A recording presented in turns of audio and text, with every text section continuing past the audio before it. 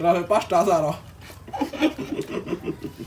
ভাইয়া ভাইয়া এটা ধরে গেছে যেটা হইতে জানা মাথা ধরে খাওয়ানো না তো খাওয়ানো বলছি এ নিম না না না আমি হাত দিয়ে হইতাছে হাত দিয়ে গালতে হবো না আমি মাথা হাত রাখা লাগবে না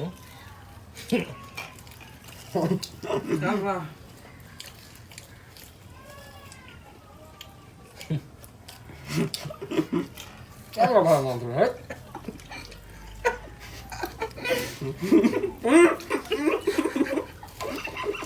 ও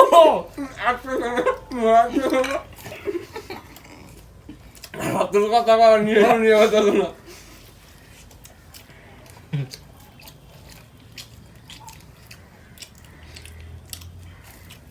ধরলাম খাই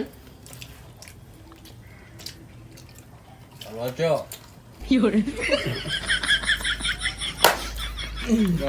last one This is the winner.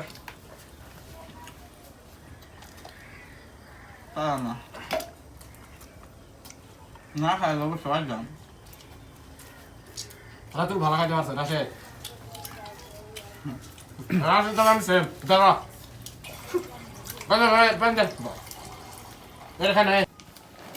আমাদের সামনে সামনে উপস্থিত আছে আবু হুরায়রা অন্তর আমাদের বর্তমান বিজয়ী। আপনার অনুভূতি কেমন এখন? এখন আমি সত্যি কথা বলবো কি যে আমার 10টা খাওয়ার পরে আমার যে মানে খাওয়াটা যে কতটা কষ্ট করেছে, আমার সাথে যাইছিল নাম রাতুল, মানে সে প্রায় শেষ অবস্থায়, তাহলে বুঝেন টান টান উত্তেজনা, তখন আমি খাইতে মানে খুব গলাতে ঢুকাইতে খুব কষ্ট হয়ে গেছে। তাও আমি আজকে ভাবছিলাম যে আমি ফার্স্ট হইতে পারবো না, অনেক চেষ্টা করে অনেক কষ্টের পর আজকে উইনটা করতে পারলাম।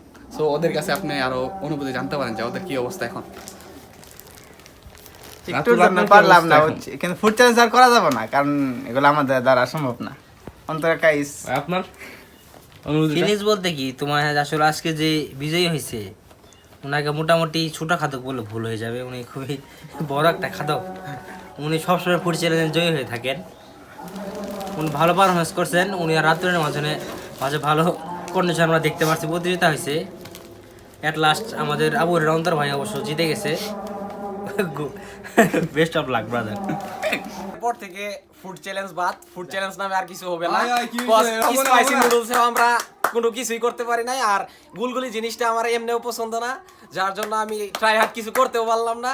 এসবি অন্তর আর রাতুল যে ইটা করছে, উনি কি নেই ভাবে জিতছে তোমার মনে না হয়? নেই ভাবে উনি আসলে জিতছে বলে আমি মনে করি না। তাহলে আমি কি সে করছি? বড় মাপের খাদক, তাই তার দ্বারা এটা সম্ভব হয়েছে।